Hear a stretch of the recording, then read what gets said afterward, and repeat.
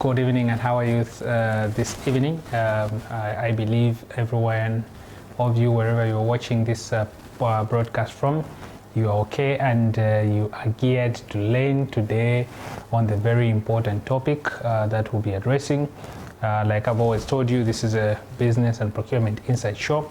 It's a show that is there to deal with matters that pertain to business, procurement, and any other related inspirational broadcasts as it will be going forward, and we'll be bringing on board different kinds of people that will be able to inspire us and to be able to share information that is valuable to us and to the running of our businesses. Like I said, today we are tackling a topic called ethics.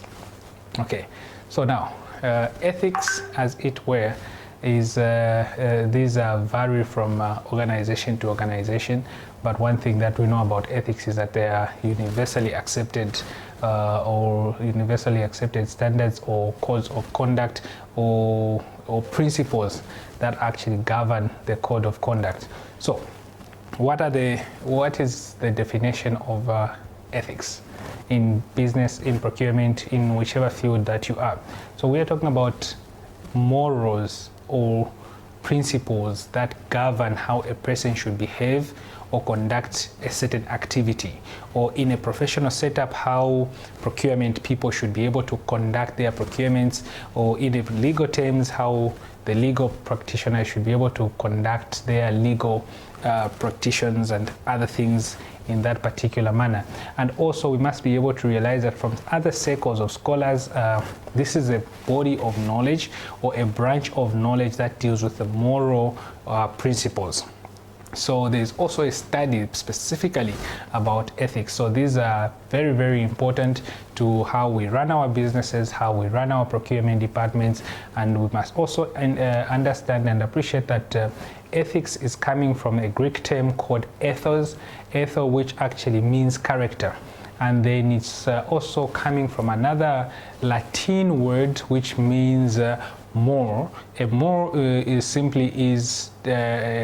more simply spelled as M-O-R-E-S, and this also means custom. So therefore you see two distincts or two factors combined together, that is character and also custom. So they are principles that govern our characters. They are principles that govern our customs as well, as it were. So I would want to also look at and share with you three major or three well talked about types of ethics. Number one is what we call a normative type of ethic. The second one is called the meta ethics as well. Then what we call applied ethics. So now when we talk about normative ethics, we are talking about ethics that seek to establish norms or establish a certain conduct. Okay, so these are also concerned with the criteria of what is morally right or what is morally wrong. So they are differentiating basically what a standard should be in order for us to ascertain what is right and what is wrong in terms of moral aspect. So then we also have what we call meta ethics. Meta ethics is a concern with the nature of how ethical procurements or how ethical issues could be judged, or the theories that deals with these particular ethics. So these, they explore issues of statuses, foundations, scope of moral values, properties, and the other, and things like words also. Then additionally we go to what we call applied ethics. So now applied ethics is where we are also going to base our discussion from, because this is what now is of interest to this particular lesson that we have today for both procurement people, for both business people, for legal practitioners, human resource as it were. These are very, very important. And applied ethics, these, as the term imply, they consist the application of normative ethic theories to a practical moral principle. So you are taking this particular normative ethical principles or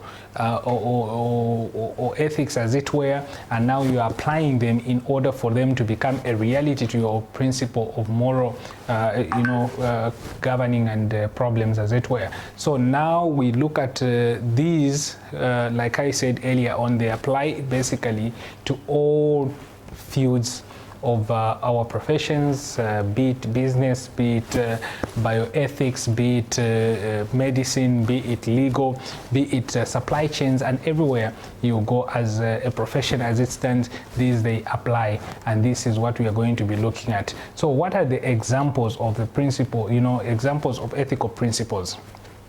And basically this is what we'll discuss today. Examples of ethical principles, be it in whichever field you are. Number one is honesty. Honesty is one of the most important principles of ethics. Okay, you have to be honest with yourself. You have to be honest with the environment in which you're operating. You have to be honest as well with the profession that you are actually serving. There is also issues of integrity, keeping a clean sheet in terms of moral conduct. Integrity goes beyond honesty. Integrity is an encompassment of both, if I may put it that way, honesty, your standing in society as a person. They will judge you based on your integrity. So as professionals, we must be able to ensure that these principles of ethics, like integrity, are actually embedded in us. If people are going to talk about us anywhere we go, it must be there must be a report of integrity that is going to be shared. Then we're also looking at promise keeping and trustworthiness. When you have an obligation, when you have kept a promise, be it to a supplier, be it to a buying entity, you as an individual, you as a professional must be able to ensure that you are able to keep this particular promise, probably to the latter, and as well as ensure that there is trustworthiness. Where you cannot be able to keep the promise, you can actually be able to ensure that there is effective communication, and that effective communication is what leads actually to trustworthiness. And this is very key to your ethical journey. Then we also look at loyalty. You are serving in different organizations where you belong to different professional bodies, you belong in society and to different circles of associations. So in there, you must be able to ensure that your loyalty stands out. It's not compromised. Okay, when you are loyal to your organization, you would not want to be able to actually do certain things that are unethical and would affect your organization. If you are loyal to your profession, for example, you are loyal to the Zambia Institute of Purchasing and Supply body and as its family, you would not want to do anything that would put that institute into disrepute. So this is what we are talking about. We are also talking about fairness as one of the principles. Fairness, it simply means that whenever you are conducting your business, you must be able to be fair. If at all, for example, I give you an example of if you are a procurement professional, you are carrying out your tenders, you are carrying out your tender processes, you must be able to ensure that all suppliers are treated fairly. Okay? They are treated fairly to a point that actually even yourselves, as you are dealing with people, stakeholders in the supply chain or in the procurement process, you also treat everyone fairly and be able to be receptive to hear what they have to bring, on board as well. So we must not be able to disadvantage others, intentionally for others to be able to win contracts. That is unacceptable and that is not ethical. Another issue is concerning, having a concern for others, and together with having a concern for others, we also need to respect each other. We need to respect others in the supply chain. You need to respect the suppliers, you need to respect the end users, you need to respect as well as everyone that is a stakeholder in that particular sphere of your operations. Then another principle is a principle of being abiding to the law. Okay, abiding to the law. We have laws that governs how we conduct our businesses, how we do our procurements, and all those issues. So we must be able to ensure at every time that we are able to abide and we are able to comply with the set laws in the nations. For example, in Zambia, you have the Public Procurement Act, which governs the public procurement regulations, which governs on how you should be able to conduct yourself as a buyer, and also suppliers as well. That must be able to be ensured that we comply with. If you are dealing with these NGOs that are funded by the World Bank, there is a World Bank procurement procedures that are set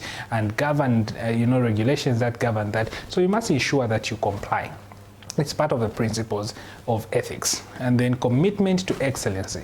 Commitment to excellency is very important as well. I cannot overemphasize the fact that each and every one of us must be able to ensure that whatever we are doing, we must be able to achieve excellency.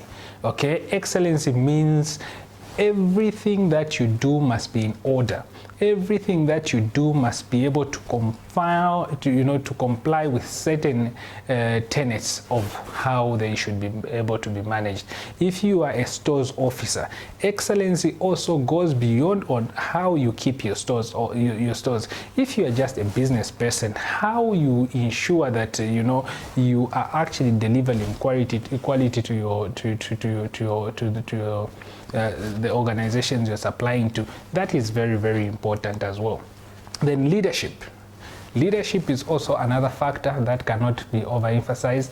Whenever you are doing your procurements, whenever you are doing business, whenever you are carrying out any professional undertaking, you must be able to ensure that you provide leadership in order for people to follow you and in order for people to really aspire to be ethical. So you must lead the way for ethics. You must lead the way for adoption of this particular ethics. Then reputation and morale.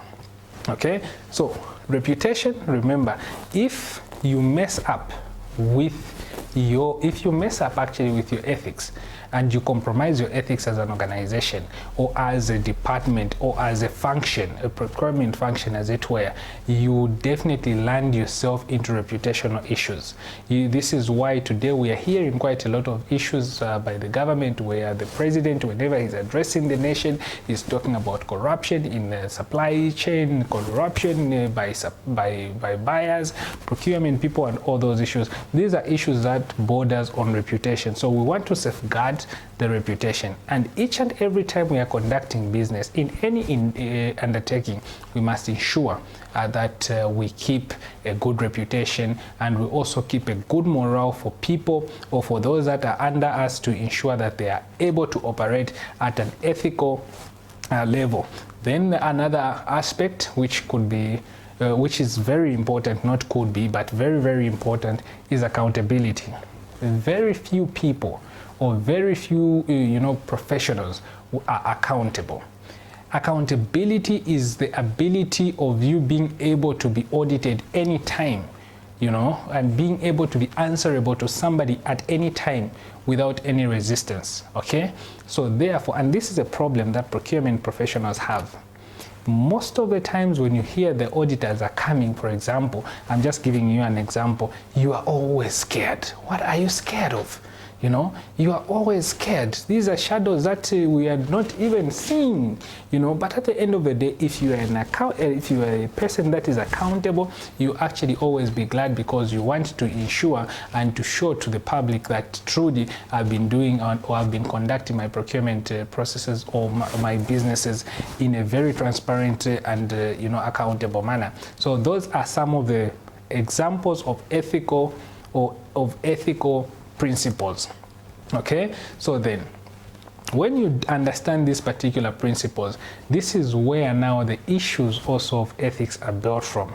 Ethics is simply the ability, the ability to be able to to act in a certain way, or to ensure that they give you a moral compass and things like that. And we can talk about different things that encompass ethics. But I wanted to speak basically on what was called the application of these ethics and the principles that govern them. And these are some of the things where even wherever you go, you would find that your ethical code of conduct in an organization or in a procuring department or wherever you go, they are all anchored on these things that we have talked about, these particular principles. And these are principles that are governed, you know, that are actually accepted almost world over, because they affect how we do businesses, as it were. So now there is a framework of ethics underlying in our lives, okay, that demands that on a daily basis we must be able to ensure that we actually ethical at every point in time. Corruption, when you talk about corruption, that is not being ethical. When you talk about you know, accepting gifts that would actually impair your judgment or would actually be able to make you make a decision that is not right, that is unethical as well. Bribery and all those things, you can talk about them. Those are not ethical conducts. So therefore, we are, in order for us to be helped to make decisions that create a positive impact in our societies, we cannot run away from ethics, and because they steer us away from unjust you know, outcomes, those outcomes that actually come to mess us up. If you are being ethical in your undertakings, trust me, your reputation itself will be able to speak for you, and the results of you being ethical will definitely also be able to speak to you. And in conclusion, I must also make mention that ethics, whenever we're talking about ethics, I like to combine these, you know, to say ethics borders, number one, not only your moral behavior towards other people or towards the public or towards the public stakeholders that you would want to show to them that you are ethical, even how you respond